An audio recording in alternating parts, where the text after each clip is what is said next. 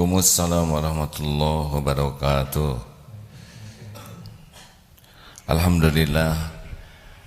Assalamualaikum warahmatullahi wabarakatuh.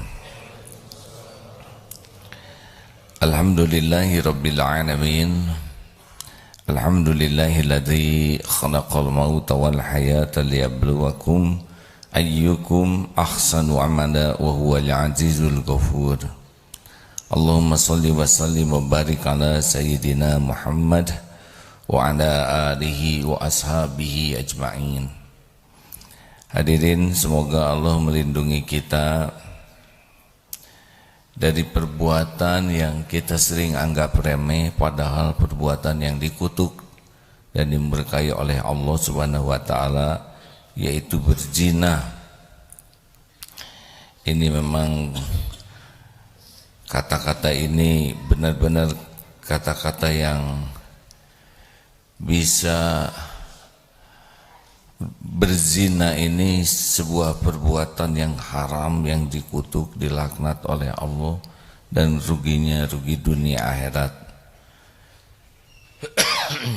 Zina itu ada beberapa jenis. Zina ain, zina mata.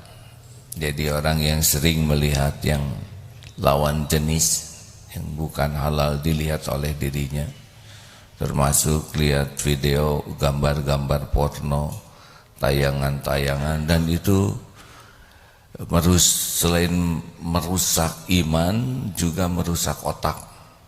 Orang yang sekali atau dua kali sering melihat tayangan porno, namanya disebut narkolema, narkotika lewat mata, itu cenderung ada kerusakan di otaknya, dan kalau sangat sering akan permanen kerusakannya. Sampai dalam satu buku itu orang yang keranjingan gambar-gambar porno itu kerusakan otaknya seperti kerusakan bekas tabrakan. Jadi akan cenderung tidak normal kehidupannya, dan akan terus karena dia akan ketagihan. Persis seperti narkoba, tapi ini narkolema lewat mata. Dan dari zina mata selanjutnya adalah zina-zina lainnya. Zina qalbi, yaitu orang yang sering menghayalkan lawan jenis di dalam perbuatan yang tidak benar, ya. Zina lisan, yaitu perkataan-perkataan yang tidak benar, tidak baik yang menggunakan lisan. Dan zina yadin, dengan tangan. Dan semua ini akan nanti berujung kepada perbuatan nista.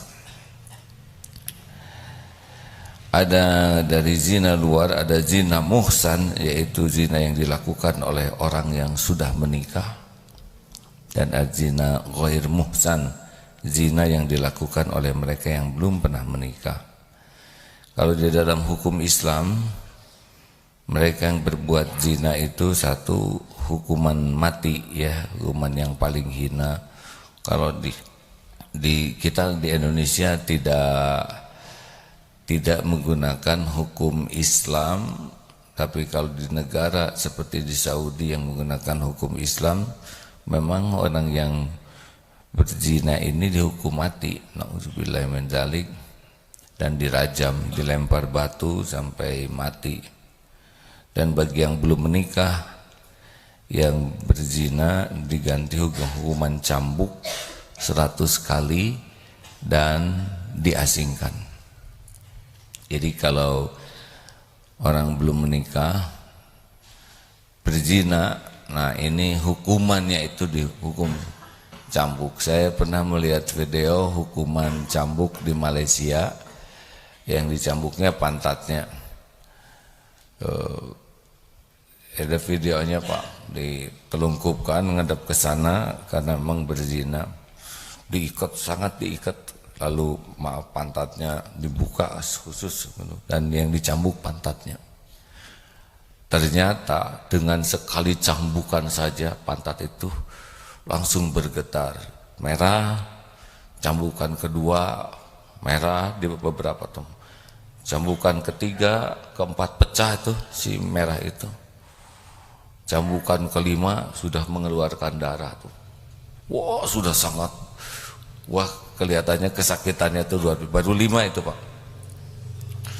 Cambukan ke-6 tuh sudah mulai diperbaiki. Wah, sudah menggigil luar biasa. Dan cambukan ke-11 itu sudah hampir pingsan. Sudah pecah pantatnya itu. Hanya dengan 11 cambukan. Periksa dokter lalu saya lihat 11 cambukan 100 ini bisa mati ini.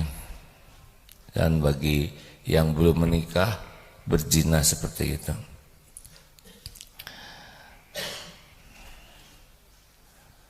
Dan Allah Subhanahu wa taala menyebutkan bahwa jangan berbelas kasih kepada orang yang berbuat zina. Perbuatan ini merupakan dosa besar sehingga sekalipun orang terdekat atau keluarga yang berbuat, janganlah terbawa faktor kasihan, maka hukuman tidak dilaksanakan. Bagaimanapun juga mereka yang berbuat zina harus dihukum berat karena akibat dari perbuatan tersebut. Yang ketiga, Allah Subhanahu wa taala memerintahkan agar hukuman terhadap mereka yang berbuat zina supaya disaksikan di hadapan orang mukminin yang banyak agar dijadikan sebagai pembelajaran serta efek jerah. Ada 15 bahaya dari perbuatan zina. Perbuatan zina berarti menumpuk dosa, sebab zina adalah perbuatan yang di dalamnya terkumpul berbagai macam dosa sehingga merusak akhlak dan menghilangkan sikap waro. Jadi kalau orang sudah berbuat zina itu beragam jenis dosa terkumpul di sana. Berbuat zina berarti menghancurkan martabatnya baik di hadapan Allah maupun di hadapan manusia. Orang pezina dia akan cenderung dibenci oleh anak-anaknya. Jadi orang tua yang suka berzina, entah bagaimana nanti anak-anaknya itu akan penuh kebencian lihat orang tuanya. Dan memang para pezina itu hidupnya tidak akan bermartabat. Seorang pejabat berzina udah hilang martabat. Pokoknya kalau udah tertempel zina sudah kehilangan martabatnya. 3, menghilangkan cahaya wajah sehingga mereka yang berbuat zina akan memiliki wajah yang suram. Para pezina itu oleh Allah dibuat sedemikian rupa, walaupun pakai make up, pakai apa, dia akan menjadi wajah pezina itu akan nampak. Punten ya, lihat foto-foto pelacur dan sebagainya. Itu walaupun dicemongin itu aura pezinanya itu akan ditampakkan oleh Allah. Tidak hanya wajah, hatinya pun akan diselimuti kesuraman dan kegelapan. Mereka yang berbuat zina akan kekal dalam kemiskinan dan tidak pernah merasa cukup dengan apa yang didapatnya. Orang yang zina walaupun dikasih kekayaan melimpah udah pasti istijrajlah ya. Hatinya dibuat miskin, akan terus bermasalah dengan uang. 7, mendapat kehinaan di hadapan Allah, bahkan manusia pun akan memandang jijik dan hilang kepercayaan. Kalau seorang pezina itu akan dicabut kita rasa percaya kepada orang itu. Kalau di rumah salah satu sudah ada pezina, susah untuk bisa percaya. Kemudian ke-6, mereka yang berbuat zina akan dicampakkan oleh Allah Subhanahu wa taala dan memiliki sifat liar di hatinya. Para pezina ya akan begitulah, kemana-mana pikirannya mesum terus. Yang ke-7, di hadapan Allah akan tercium bau busuk oleh orang-orang yang hatinya bersih. Nah, kalau orang zina dekat dengan yang hatinya bersih, kalaupun salim itu kebaca, makin kebaca ya. Orang yang berzina hatinya menjadi sempit sehingga apa yang didapat dalam kehidupannya menjadi tidak baik. Yang ke-10, haram di akhirat mendapatkan bidadari surga, dapat memutus silaturahim, menjadikan sifatnya zolim dan durhaka kepada orang tua, memperoleh nafkah atau pekerjaan yang haram dan tersia-siakan keluarga dan keturunannya, merusak masa depan, aib berkepanjangan, kehilangan kesucian, dapat memicu pertengkaran. Wah, ini berbagai, dan resiko tindakan aborsi. Ini urusan dunia aja ya, dan bisa berbagai penyakit. Dan kalau zina itu tidak jelas nanti ya, kalau hamil, naudzubillah min dzalik. Nah, saudaraku sekalian, ini baru sebagian ya, dan biasanya semuanya diawali dari mata. Kita akan simak ayat tentang bahaya zina mata. Mudah-mudahan, karena kita baca Quran, kita sholat, kita saum, tapi sudah itu zina lagi mata kita. Mudah berzina sekarang, di handphone dengan satu huruf saja mata bisa berzina, dan itu akan mengeraskan hati, membuat tidak bisa ibadah, dan cenderung akan terus-menerus melakukannya. Karena narkolepma ini edik ya, orang yang suka berzina dengan matanya, dia akan terus-menerus mencari kesempatan untuk berzina lagi sampai menjadi pezina betulan, naudzubillah. Surat Al-Isra ayat 32. A'udzu billahi minasy syaithanir rajim. Bismillahirrahmanirrahim. ولا تقربوا الزنا إنه كان فاحشة وساء سبيلا. Dan janganlah kamu mendekati zina, karena zina itu sungguh suatu perbuatan yang keji dan suatu jalan yang buruk. Berikutnya surat An-Nur ayat 30-31. Bismillahirrahmanirrahim.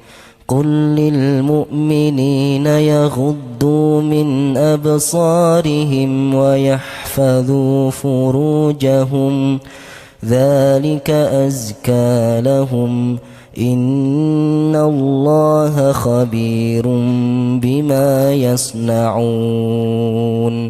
وَقُلْ لِلْمُؤْمِنَاتِ يَغْضُضْنَ مِنْ أَبْصَارِهِنَّ وَيَحْفَظْنَ فُرُوجَهُنَّ وَلَا يُبْدِينَ زِينَتَهُنَّ إِلَّا مَا ظَهَرَ مِنْهَا. Katakanlah kepada laki-laki yang beriman agar mereka menjaga pandangannya dan memelihara kemaluannya. Yang demikian itu lebih suci bagi mereka. Sesungguhnya Allah Maha mengetahui apa yang mereka perbuat. Dan katakanlah kepada para perempuan yang beriman agar mereka menjaga pandangannya dan memelihara kemaluannya, dan janganlah menampakkan perhiasan auratnya kecuali yang biasa terlihat. Demikian rekan-rekan, mudah-mudahan ini menjadi peringatan, karena orang-orang yang tidak bisa menjaga pandangannya saja, itu besar kemungkinan hafalan Qurannya jadi buruk, susah hafal, atau yang sudah dibaca jadi sudah hafal jadi mudah lupa. Kemudian dan punya keburukan lain bagi orang yang tidak bisa menjaga pandangan, itu banyak pikiran kotornya. Karena dari mata ini beberapa detik kemudian reaksi kimia di otak, pikirannya kotor. Kalau sudah pikirannya kotor, mudah sekali untuk mencari perbuatan-perbuatan kotor dan tidak akan pernah merasakan ketenangan. Tidak ada yang namanya lezatnya ibadah. Jangan ngarep-ngarep jadi ahli tahajud orang yang matanya jelalatan. Jangan ngarep-ngarep jadi ahli Quran yang berkah gitu, yang matanya jelalatan. Hati-hati, saya kira sudah waktunya kita semua mengevaluasi, terutama yang di ruangan kantor beda jenis ya. Di Jepang tidak dengan Islam, tapi mereka bisa kalau ngobrol tidak saling memandang, tuh bisa. Begitu nunduk saja. Apalagi kita yang sudah jelas aturannya. Zina mata, awali dengan zina mata ya. Jangan sampai berzina mata. Hati-hati, jangan melakukan pembenaran. Nikmatnya nafsu itu tidak seberapa, tapi petakanya nafsu luar biasa. Jangan membuka pintu gerbang beragam perzinahan diawali dengan tidak bisa mengendalikan mata. Mari palingkan pandangan, ghadul basar, palingkan dari yang tidak benar. Hati-hati handphone tuh biang, atau internet, atau TV yang ada di kamar, atau apa saja. Jangan sembarang nonton TV juga iklan-iklan TV itu bisa zina mata. Mereka bukan muhrim dengan pakaian yang begitu. Jangan anggap remeh iklan-iklan itu ya. Iklan itu beda jenis, lawan jenis, pemain-pemain sinetron dan sebagainya. Itu hati-hati. Sering menatap yang gagah, yang tampan, yang cantik, padahal bukan muhrimnya. Sederhana sepertinya, tapi benar-benar hal yang luar biasa harus kita waspadai. Kalau ada yang mengatakan, kenapa saya susah istiqomah, kenapa ibadah saya tidak enak, tahajud saya susah, ibadah lain susah, enggak nikmat, kalaupun dilakukan ala kadarnya, boleh jadi matanya pezina, zina mata, zina yang tidak terjaga pandangannya. Hadirin, mari kita palingkan pandangan. Allah Maha tahu isi hati kita, tidak bisa berdusta kepada Allah. Terima kasih, mudah-mudahan guru kita sudah tersambung dengan kita. Waalaikumsalam warahmatullahi wabarakatuh. Alhamdulillah, apa kabar Pak? Alhamdulillah, mudah-mudahan sehat terus. Alhamdulillah, terima kasih Pak. Sempat kemarin ke Australia, musim panas, udah ribut Pak, tahajud hilang, segala hilang. Karena musim panas tuh berbahaya, harusnya musim beku keluar. Semuanya pakai jilbab, laki perempuan. Baik, silakan Pak Miftah.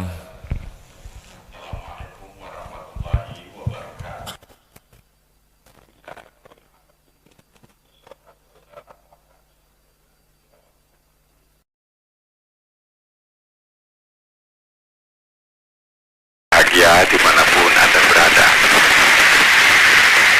Alhamdulillah, kita bersyukur kehadirat Allah Subhanahu wa Ta'ala. Kita masih diberi kesempatan untuk terus menyegarkan iman dan rohani kita. Karena kita sadar iman yang dianugerahkan oleh Allah kepada kita tidak selalu konstan, tidak selalu stabil. Godaan, ujian, tantangan sering menyebabkan iman kita menjadi melemah. Atau bisa juga karena kekuatan iman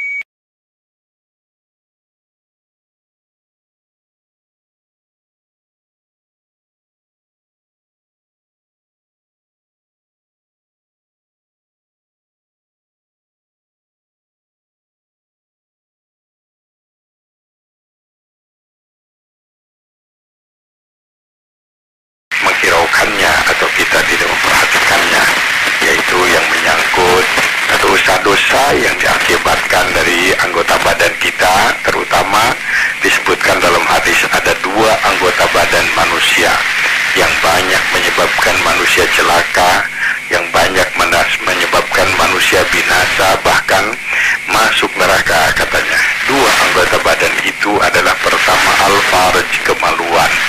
Banyak orang yang mendapatkan azab siksa malapetaka itu karena zina. Dan yang kedua adalah al-lisan, afatul lisan.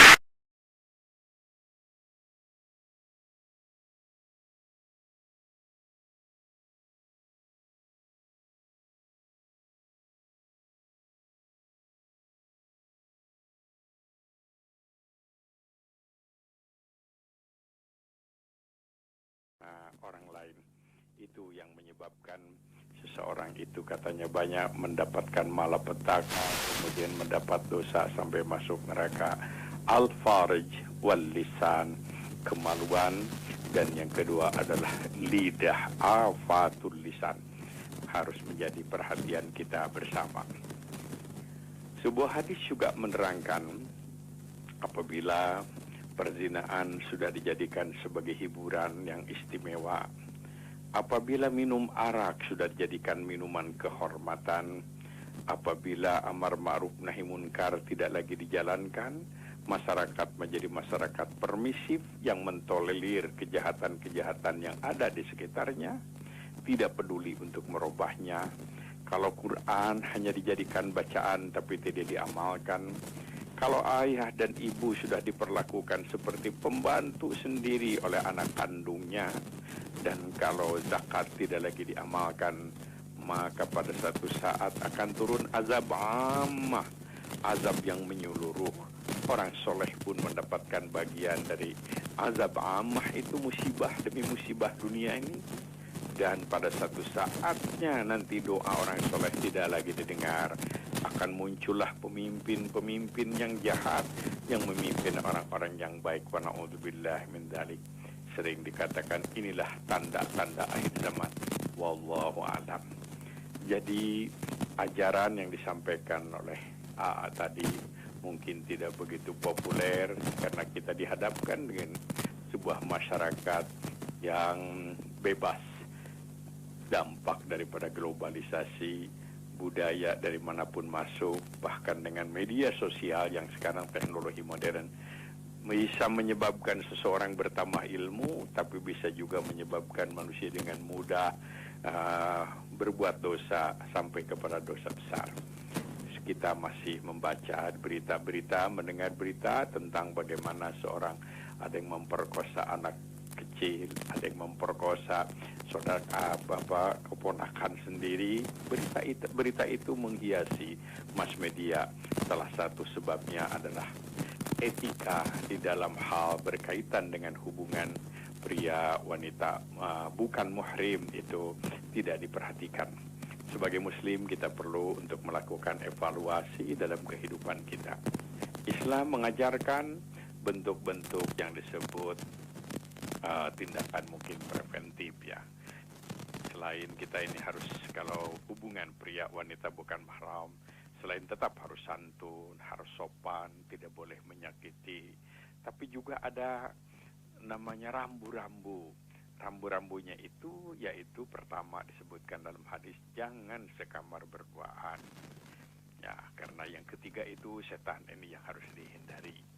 Kemudian jadi harus selalu, kalau harus berkaitan berhubungan dengan wanita atau pria yang non muhrim, jangan hanya berduaan di tempat yang sembunyi, yang tersembunyi, seperti tidak boleh sekamar berduaan. Yang kedua dikatakan tidak boleh pergi jauh berduaan.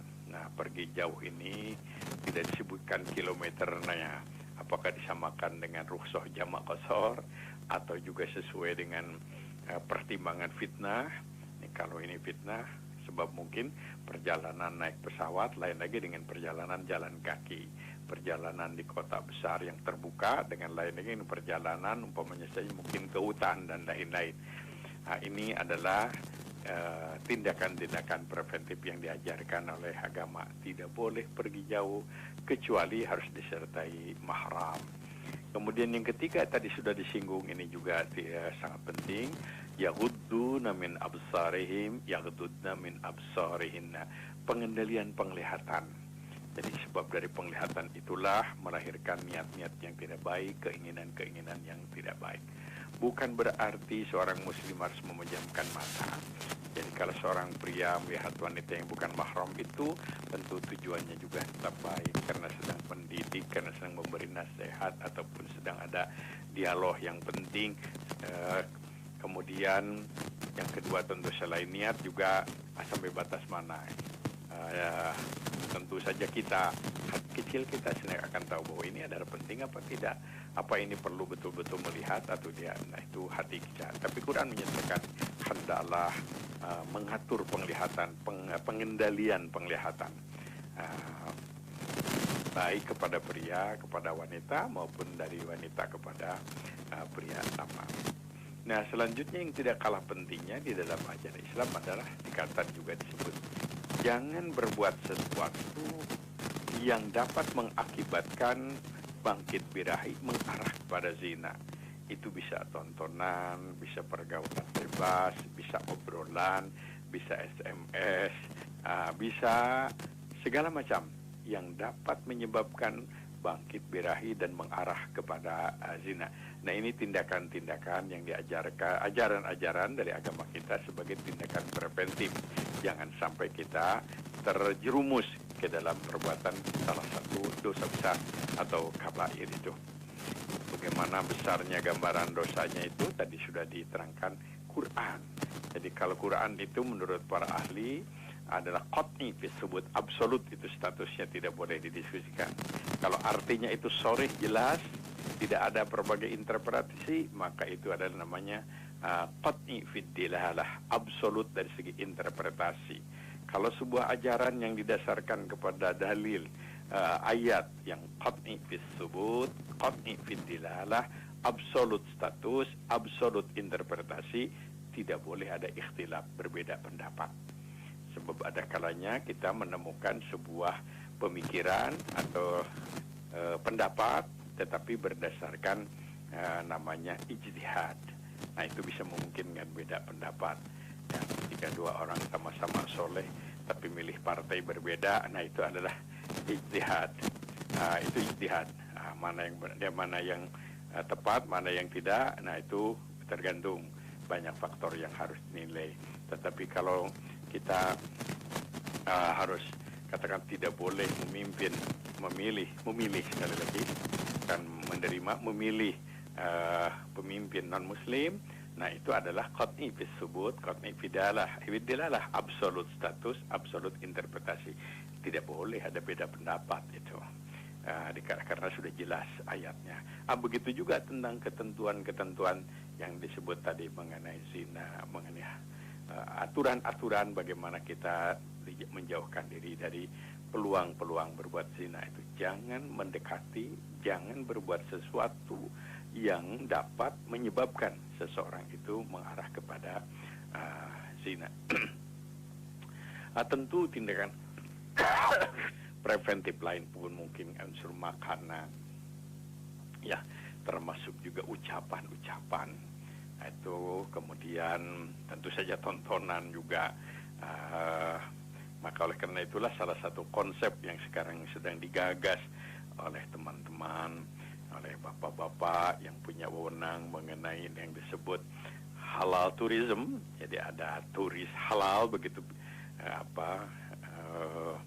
yang halal, konsep turis halal itu selain tentu saja indikatornya adalah makanan-makanannya yang halal, tidak campur babi, kemudian juga tidak ada alkohol, tapi juga harus nampak pada penampilan orang-orangnya. Jangan menyebabkan jangan menyebabkan seorang itu mengarah kepada zina, baik dalam bentuk pakaian, dalam bentuk penampilan hiburan, ataupun dalam bentuk yang lainnya.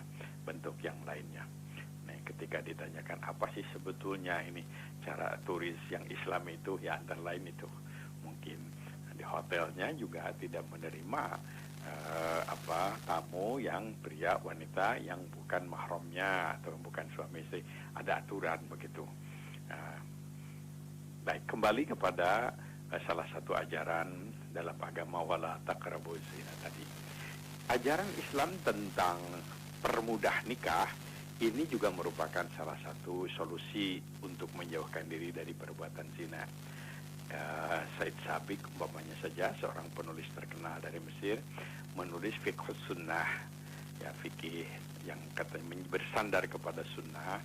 Beliau mengemukakan nikah itu bisa menjadi wajib bagi seorang pria atau wanita yang jodohnya sudah ada, calon suaminya ada, atau calon istrinya ada, dan dia juga sudah siap nafkah lahir dan batin. Kalau tidak melaksanakan nikah, maka ia akan berbuat dosa.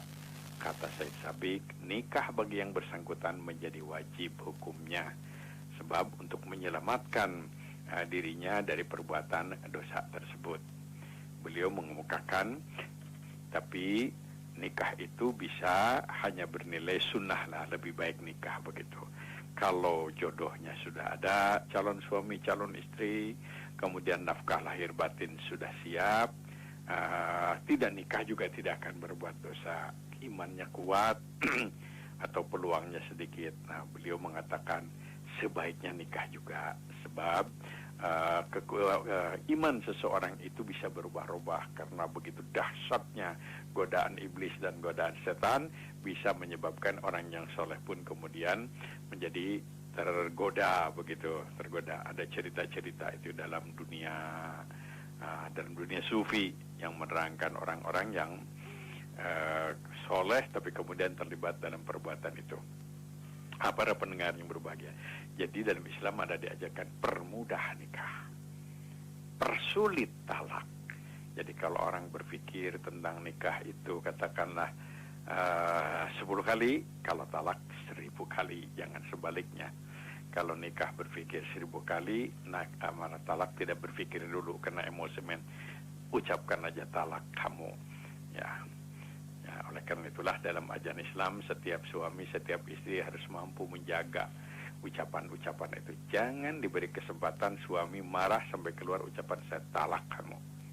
Nah, karena nggak kuat ini dengan ucapan-ucapan yang ketus dari istri, yang sinis, yang menyinggung perasaan sehingga suami nggak terkenal ibunya, sudah talak kamu, jatuhlah talak itu. Nah, Nabi mengatakan permudah nikah, persulit talak. Tentu kalau nikah dipermudah bukan berarti tanpa pertimbangan,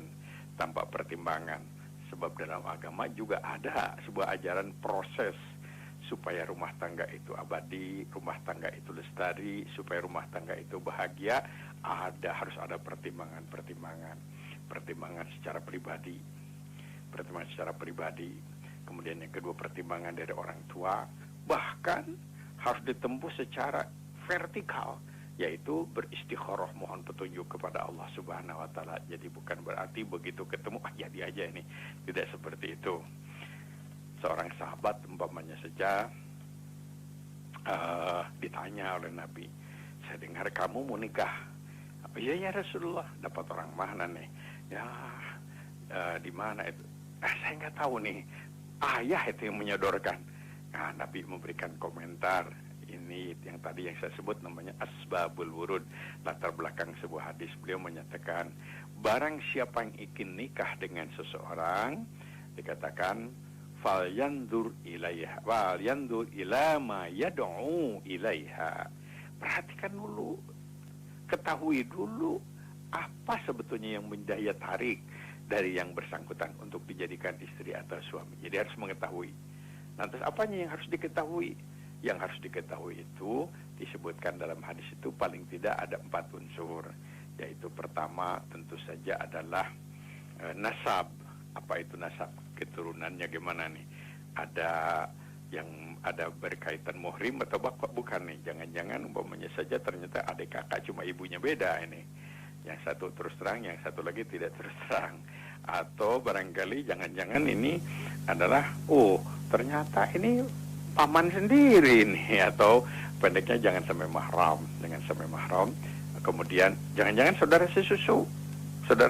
Pertimbangan mahram tidak hanya pertimbangan nasab, bukan hanya karena mahram dan sesusu, tetapi juga mungkin pertimbangan kultur. Bisa pertimbangan kultur. Paling tidak dengan mengetahui kulturnya, maka seorang istri atau suami menyesuaikan dengan kultur atau budaya dari suami atau istri itu.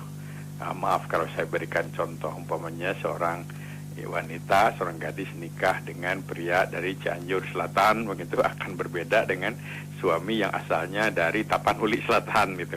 Sama-sama selatan, sama-sama orang Islam, mungkin kulturnya berbeda. Ya, harus hafal, mengetahui sampai kultur. Malah sekarang ini kan ada jenis penyakit atau jenis darah yang kalau nikah itu bisa membahayakan bagi yang bersangkutan, sehingga perlu ada konsultasi dengan dokter atau yang ahli di bidang itu. Kita ini tidak akan membahayakan bagi keturunan, kesehatan dan lain-lain. Nah, tadi mengenai sesusu perlu dipertimbangkan karena dalam Islam ada diajarkan tidak boleh nikah saudara sesusu atau ibu sesusu. kalau seorang bayi itu diberi subsidi, diberi bantuan darah sampai setengah liter, tidak menjadi haram nikah. Tapi kalau air susu sekian kali sedotan, itu menjadi saudara sesusu. Jadi harus diketahui dulu, diketahui nasab. Setelah nasab, apa nih? Rupa silahkan. Tidak boleh menjual kucing dalam karung, katanya, apalagi menjual karung dalam kucing. Jadi harus diketahui. Oh, nah batas-batasannya tadi.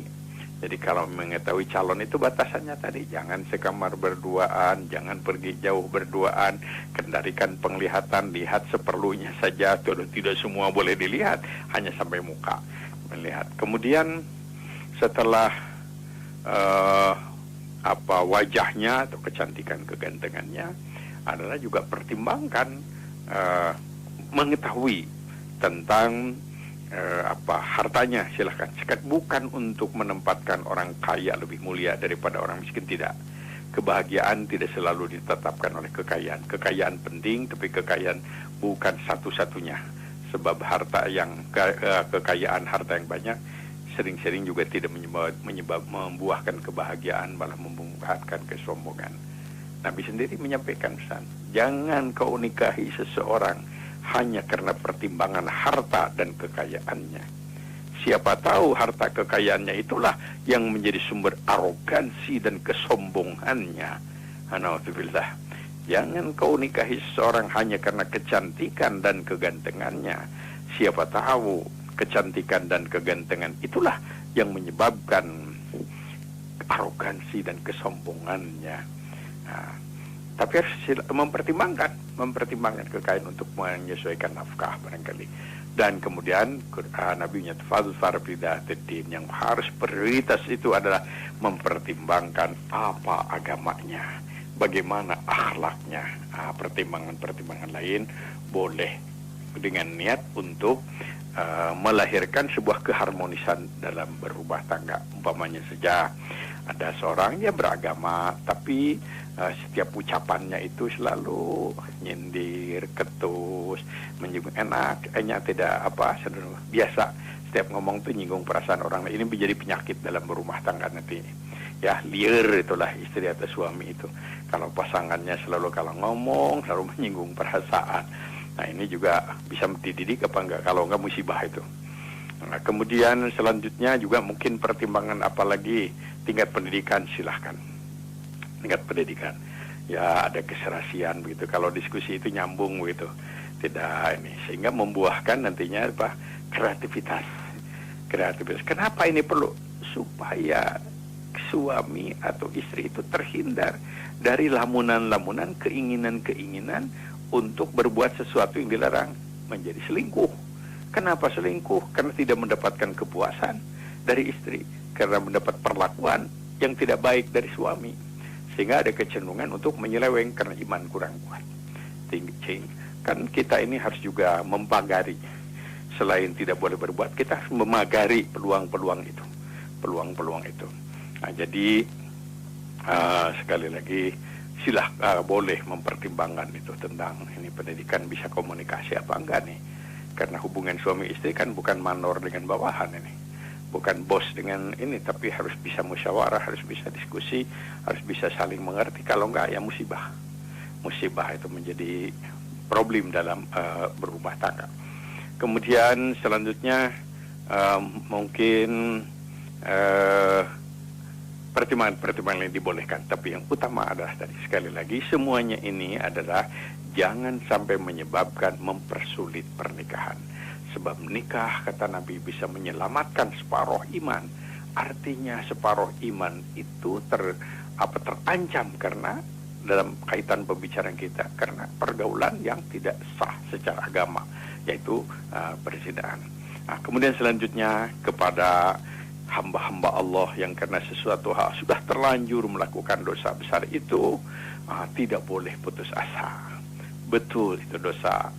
Bahkan tadi disebutkan kalau menurut hukum Islam cambuk itu 100 kali bagi yang berzina. Kemudian bagi yang menuduh istri atau siapa saja berzina tanpa membuktikan, cambuk itu 80 kali. Mungkin orang berpikir juga daripada cambuk 100 kali di depan umum. Itu sekali lagi merupakan ajaran Islam yang di negeri ini tidak boleh kita melakukan. Orang main cambuk, nanti kita yang masuk penjara malah.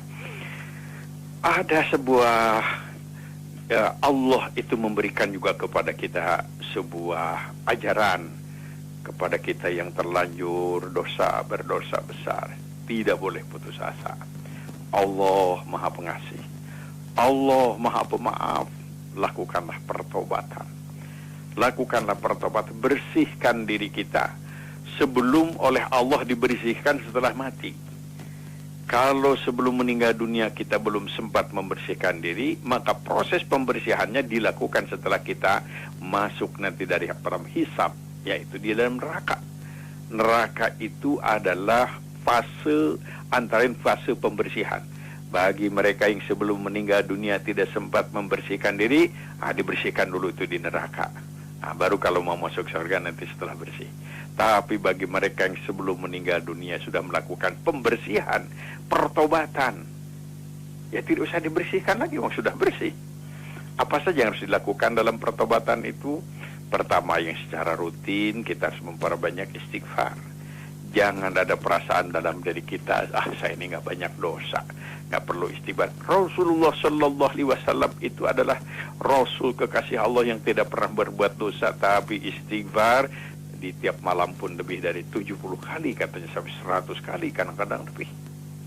Kepada umatnya beliau pun mengajarkan dengan ikhlas. Orang Islam, orang pengikut Rasul itu harus istighfar setiap ba'da sholat fardu 3 kali.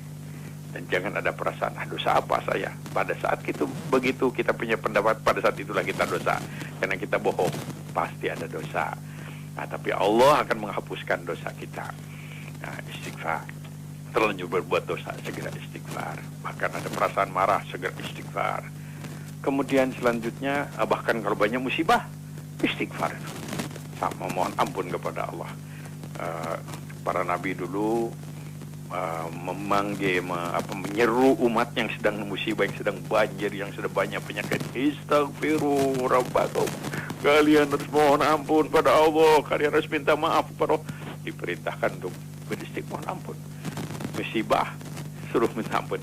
Kita sukses istighfar.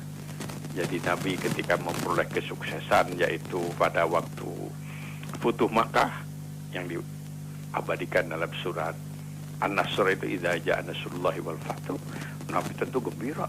Orang-orang yang semula memusuhi Nabi, memerangi Nabi, memusuhi Nabi, mengusir Nabi, bertekuk lutut, berbondong-bondong, serentak banyak masuk Islam. Apa? Perintah Allah kepada Nabi, fasabbih bihamdi rabbika wastaghfirhu. Sucikan Allah. Jangan merasa suci diri mentang-mentang menang dan sukses. Puji Tuhanmu, jangan gila pujian, mentang-mentang sukses, gembira. Itu adalah puji kepunyaan Allah, bukan kepunyaan kamu. Dan wastaghfiru, harus istighfar kepada Allah, mohon ampun, mohon maaf. Kenapa? Orang sukses kok bisa istighfar? Sering-sering kita ini ketika memperoleh kesuksesan, sebetulnya ada yang tersakiti, ada yang dirugikan. Ketika kita untung, orang lain yang dirugikan. Ketika kita belanja dengan harga murah, alhamdulillah, ingat penjual jadi rugi itu karena harganya dibanting jadi murah. Ketika kita menjual barang mahal, kita gembira, pembeli dirugikan itu karena penjual barang kita mahal, pembeli dirugikan kan. Jadi ketika kita membeli barang murah, penjual yang dirugikan. Istighfarlah pada Allah. Oh, kita untung, kita gembira sampai nyakitin orang. Ketika Bapak menduduki itu, jadi kita sukses menduduki jabatan sambil menyakiti orang, sambil membuat orang stres. Istighfar. Subhanallah wa bihamdihi, subhanallahil azim, astagfirullah. Bahkan dalam ajaran Islam, amalan-amalan ibadah tertentu bisa menjadi penghapus dosa. Setiap langkah kita ke masjid untuk melaksanakan sholat jamaah, itu adalah kifarat, penghapus dosa. Setiap infak dan sedekah yang kita berikan, itu adalah kifarat, penghapus dosa dan kesalahan. Dan setiap hari ada ratusan malaikat turun ke bumi, dan mereka itu berdoa. Doanya adalah mohon kepada Allah supaya Allah mengampuni dosa-dosa orang-orang yang infak pada hari ini. Tuhan, ampuni hamba-hambamu segala dosa kesalahan hambamu yang bersedekah dan berinfak pada hari ini. Jadi kalau ingin melakukan pertobatan, didoakan oleh para malaikat supaya dosa diampuni. Tiada hari tanpa infak, tiada hari tanpa sedekah. Harus merasa sedih karena hari ini saya tidak infak, tidak didoakan oleh malaikat. Dan setiap amal kebaikan, tentu qiyamul lail, tentu saum sunat, tentu zikir, baca Quran, umroh, ibadah haji, semua adalah merupakan kifarat penghapus dosa dan kesalahan. Kemudian kita mendapat musibah, kita sabar, kifarat penghapus dosa. Kita difitnah oleh orang, tidak ada keinginan membalas, biar aja orang nggak tahu. Saya mau ampun aja kepada Allah, saya berserah diri kepada Allah supaya diberi kekuatan, kifarat penghapus dosa kesalahan. Jadi banyak peluang-peluang disediakan oleh Allah untuk menghapuskan dosa. Nah, berkaitan dengan dosa besar seperti zina, tentu harus ada pertobatan khusus. Pertobatan khusus itu selain yang tadi itu, amalan-amalan baik, karena kata Nabi, lakukan amal kebaikan, siapa tahu amal kebaikan itu bisa menghapuskan dosa-dosa dan kesalahanmu, bisa menghapuskan kesalahan-kesalahan kita. Nah, ada yang disebut pertobatan khusus.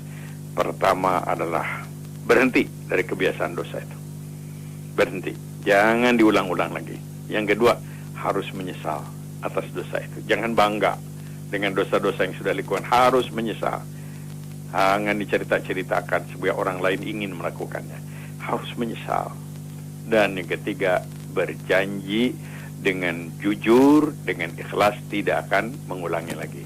Jadi ada penyesalan, berhenti, menyesal, dan berjanji dan berikrar tidak akan mengulangi lagi. Dan iringilah setiap perbuatan dosa itu dengan amal-amal yang baik kepada kita. Sekali lagi, yang karena sesuatu hal sudah terlanjur melakukan kabair, dosa besar, tidak boleh putus asa. Tidak boleh putus asa, tapi justru harus menebus dosa itu dengan memperbanyak infak, dengan memperbanyak sedekah, membangun masjid. Tapi jangan pula direncanakan, saya nanti bangun masjid nih, saya dosa dulu. Nah, ini namanya main-main ini dengan Allah Subhanahu wa Ta'ala. Nah, inilah para pendengar yang berbagai solusi Islam untuk bagaimana supaya kita terbebas dari azab neraka, dari azab Allah yang Maha Kuasa nanti di akhirat karena perbuatan-perbuatan dosa. Lakukanlah pertobatan sebelum meninggal dunia. Lakukanlah pertobatan, perbanyak amal kebaikan, gunakan harta sebagai alat untuk menghapuskan dosa, manfaatkan ilmu untuk menghapuskan dosa, dan manfaatkan segala potensi yang ada pada diri kita untuk kifarat, untuk penghapusan dosa dan kesalahan. Allah Maha Pemaaf, Allah Maha Pengampun. Kalau kita sendiri memang ada usaha untuk mohon ampun, mohon maaf sesuai dengan petunjuk-petunjuknya. Mudah-mudahan bermanfaat. Baik, kami undang di pagi hari ini bagi Anda yang bergabung bersilaturahim di